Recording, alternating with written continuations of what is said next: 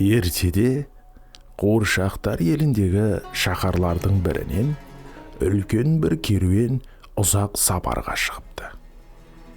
Ол керуеннің ішінде батыр да, бағлан да, 5 саусағынан бал тамған өнерпаздар да болыпты. Сол көшті бастағандардың бірі Нұрат хан еді.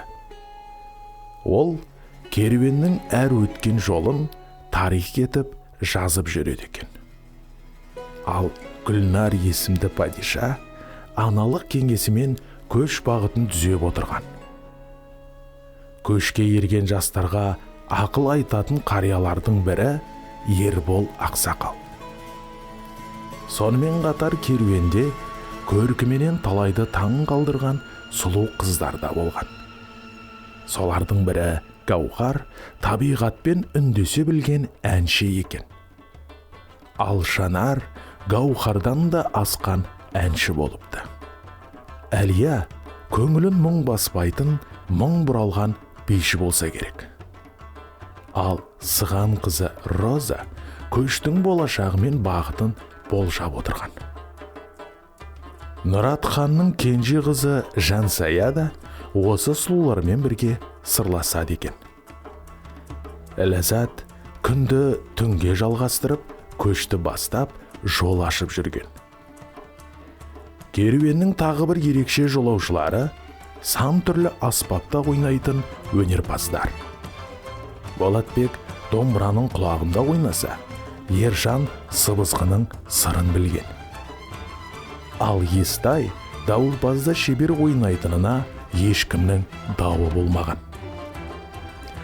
Мынау Нұрат ханның жас кезіндегі бейнесі.